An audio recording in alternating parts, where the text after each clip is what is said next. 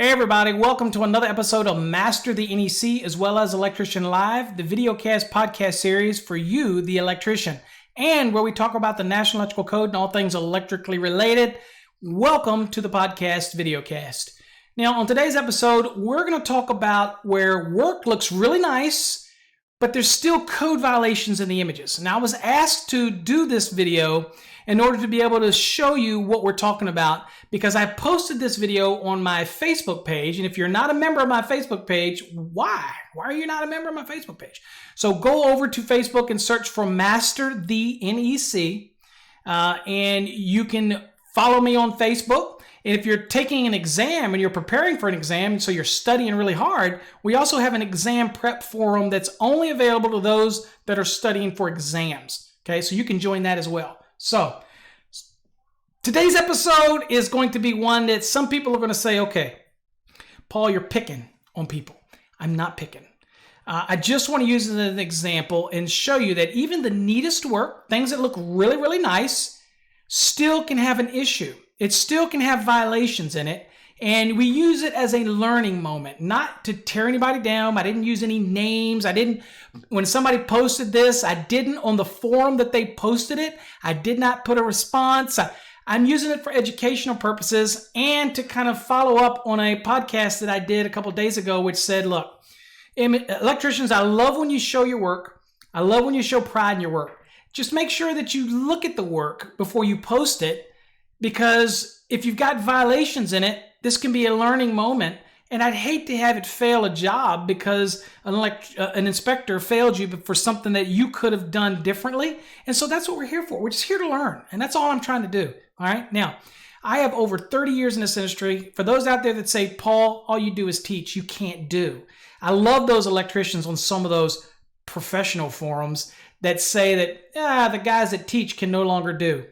Look, young man, I've actually installed rigid, intermediate, trade size 4, even in some cases up to trade size 6 over my head. I have installed residential, commercial. I've done industrial. I've done light commercial. It doesn't matter. Wood studs, metal studs, I-beam buildings. I've done towers. I've done motor control. Look, over 30 years before I decided to really focus on teaching full time, and I still own electrical contracting businesses, my cards. Okay, you can't see that, cards. And I do work from time to time, but again, my time is so wrapped up in education and teaching and traveling the country and things like that it's hard for me to do some of that stuff anymore. And I'm not getting any younger, but I have been involved in it in some way. I've owned electrical contracting businesses. I've dug trenches, okay? I've laid wire in trenches, okay? So I've done it. So that crap about, the people that teach can't do it anymore, kiss it, because that's not true. We choose to not, because now we want to share the knowledge with people.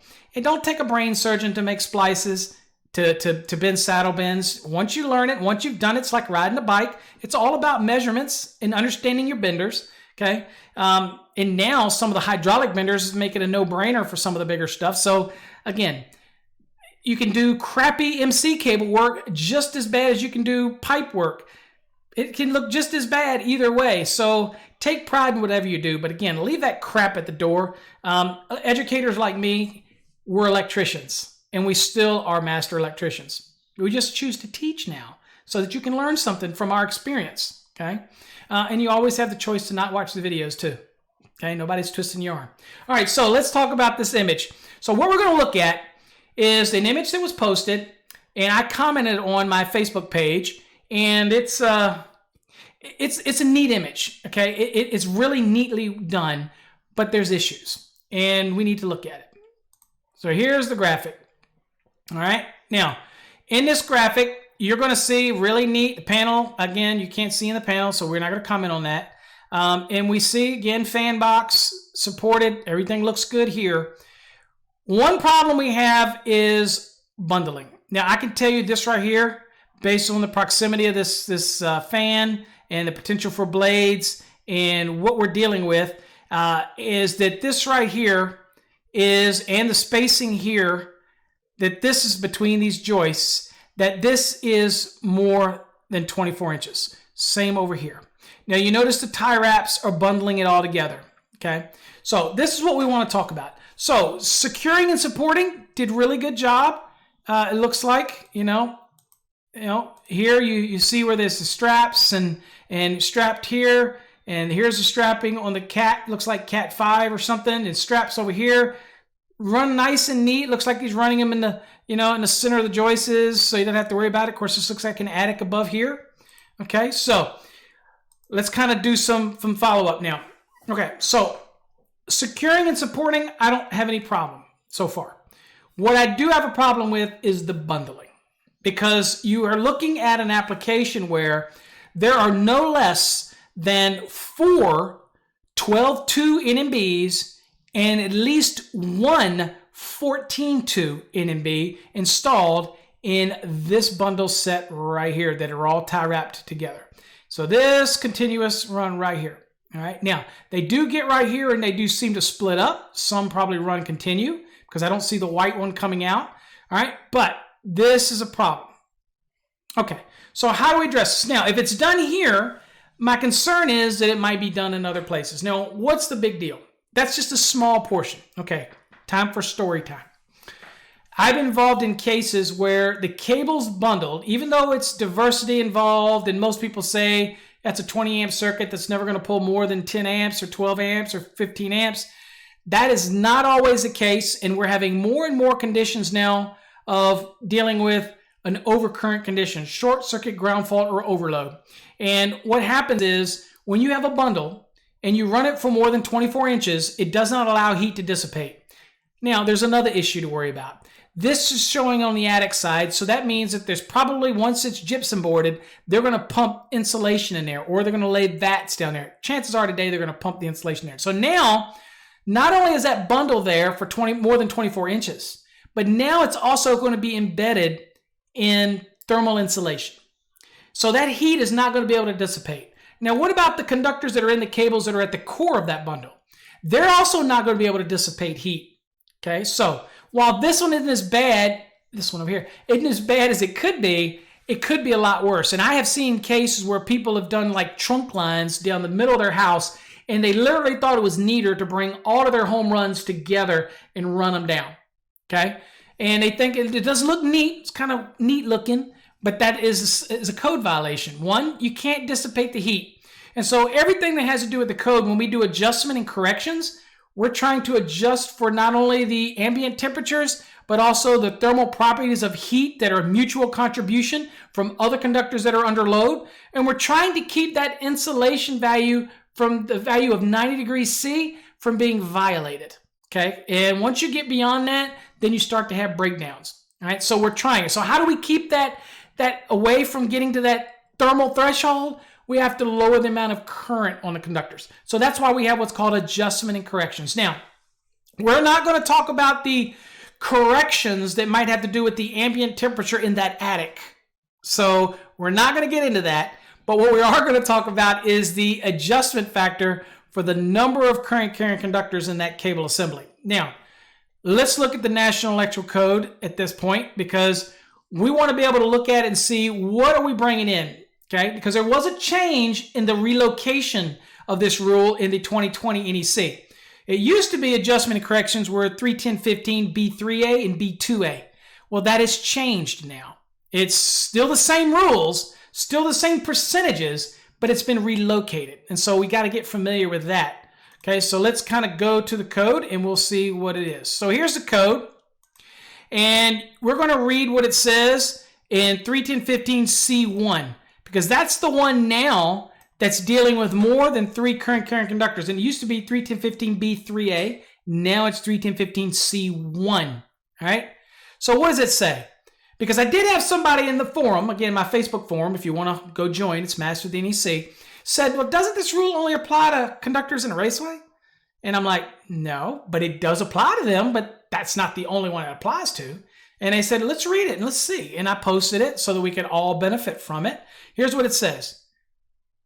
The ampacity of each conductor shall be reduced as shown in table 310.15 C1, where the number of current carrying conductors in a raceway or cable exceeds 3, or we're single conductors or multi-conductor cables, which is what we're dealing with in here. Multi-conductor cable, type N and B is a multi-conductor cable. Okay, also could be tray cables, a multi-conductor cable as well. MC cables, a multi-conductor cable as well, although we do have some allowances for MC and AC. Again, but we're not going to talk about that today. And so it says, well, you're dealing with multi-conductor cables that are not installed in raceways without maintaining spacing for a continuous length longer than 24 inches. Okay, so let's come back to me. So what we've got is a non-metallic cable that's being not installed in a raceway, and it's being run bundled for more than 24 inches. In fact, they're tie wrapped together in a nice little bundle. Okay, at least if you run them separate and they were close, I could say there's enough separation. There's an ability for heat dissipation. But you ran them all in a bundle and you tie wrapped it. Okay, violation. Quick fix. I can fix this quick, but still a violation nonetheless. So let's go back and look at what we're doing with this graphic and let's see what we've got. All right, so here's our graphic. And so what I've got here is no less than 4 12-2s and at least one 14-2.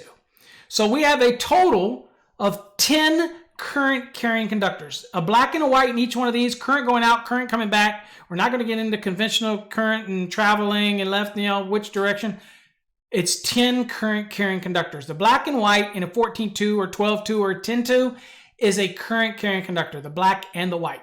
So I have got a total in this case of 2, 4, 6, 8, that's the 12s, and then we got a 14-2, that's 2 more current carrying conductors. I have now got 10 current carrying conductors, right?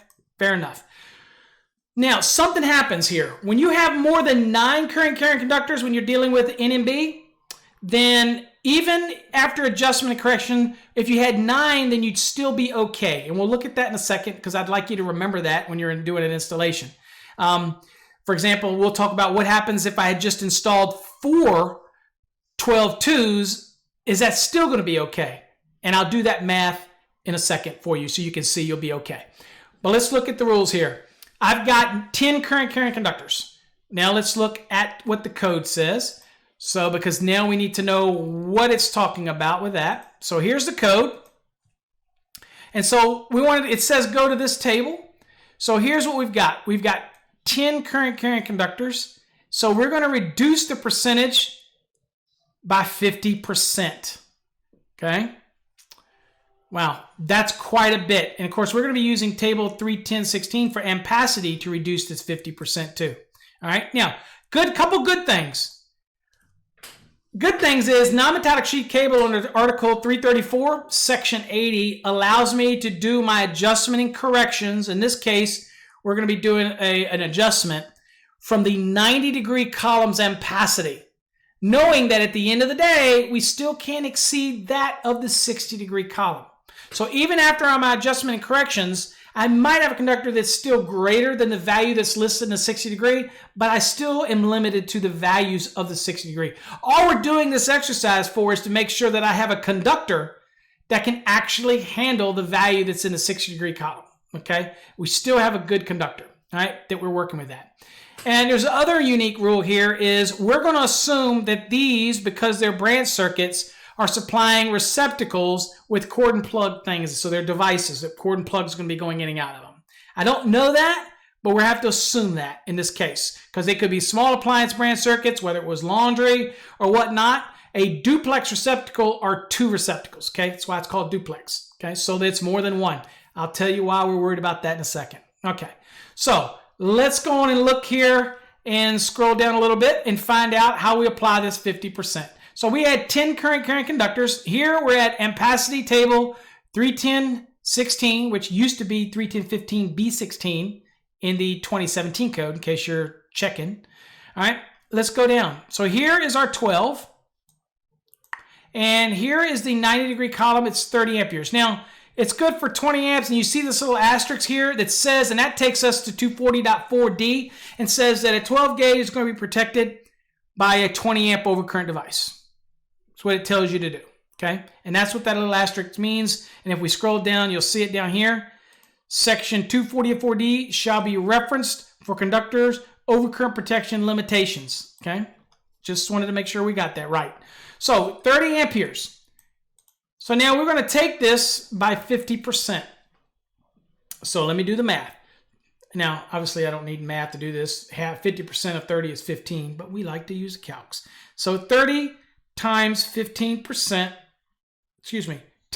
times 50% is 15 amperes. So now I effectively have a conductor that is less than this 20 amp value here, all right? The problem with that is now it says that I have to protect this 12 gauge at 20 amperes.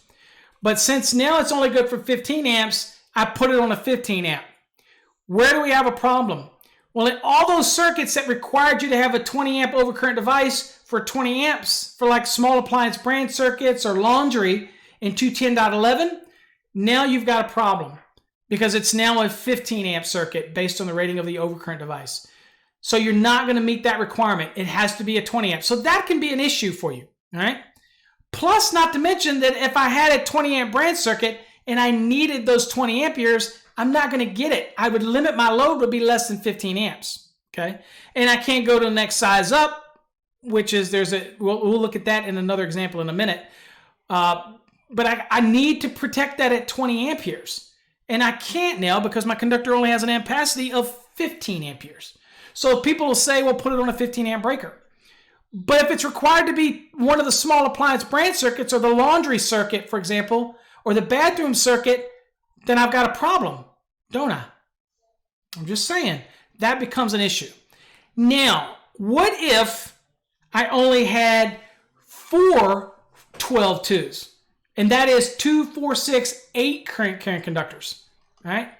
Now, important to remember this. If you go back up here, 7 to 9, I've got 70%. So, under that same concept, if they were to take away that 14.2 and just take it out of that bundle, snip that bundle, drop it down so that it's not bundled with it, a separation, easy fix, because now they can go down, and what they're going to do is they're going to take this 30 amperes and do that times 70%. And that equals 21 amperes. 21 amperes is greater than the 20, so you still maintain the 20 ampere rating, and I still can terminate it based on this asterisk on a 20 amp overcurrent protected device, and I'm good. So just remember, whether you're doing 14 gauge or 12 gauge NMB, and you're bundling, hopefully you're not, but if you do, as long as you don't have more than 9 current carrying conductors, then even after adjustment and corrections, you're still going to be okay. Still going to be fine. It's that moment that you go over 9, you're going to have a problem because it drops from 70% all the way down to 50%. And that's huge, okay? Now, let's do another one. So, same thing for the 14. Because you bundled that 14 with those 12s, it was good for 25 amps, but now it's times 50%. And it's only good for 12.5. So I know what you're thinking. You're thinking, well, that's okay, because an overcurrent device doesn't correspond to 12.5, so I'll put it on a 15 amp overcurrent device. Whoa now, home slick. Might have a problem with that. And then we're going to go to 240.4, and we want to look at something. So the allowance to do this, the next size up rule in 240.4b says that you can use the next higher standard overcurrent device rating above the ampacity conductor being protected shall be permitted to be used provided all of the following conditions are met. Look at this first one. The conductors being protected, and we're talking the 14.2 now, are not part of a branch circuit supplying more than one receptacle for cord and plug connected portable loads. If that 14.2, and there's a high probability that that's the case, maybe not always, maybe it's not more than one, but in most applications, it's going to be on a duplex at least. And if that's the case, that's 2 receptacles, so that's more than one. then I wouldn't be able to use the next size up rule for that branch circuit. So I've got a conductor now that's good for 12.5. I can't protect it at a 15. And if you go to 240.6 to look at the size of overcurrent devices, I don't have one that's smaller than 15. I've got a big problem. I'm going to have to jack up and go to the next size conductor in this case, but it's already run. So how do you solve this in that graphic? Simple thing is you simply split them up so that you don't have a bundle. That's the simple rule, okay? Go back and look right here. All you got to do is take this tie wrap off and pull this 14-2 down here a little lower so that it's not run with this bundle, and then you don't have a problem. Simple thing, but it is a code violation, and I just wanted to use that. Now over here, this could be worse because I counted when I zoomed in, and you can't see it here, but I counted no less than 6 14-2s, and this looks like this is at least, and I can't tell they're bundled or not, but it looks like this is tie wrapped because there's a tie wrap around it, so it's probably bundled with the majority of them all together. This is why we use this one, because I can't tell over here. But if it was, imagine what's going to happen now to that 8-3 or 6-3, whatever it is, and all of those 14-2s now, that you just dropped that ampacity value down 50%.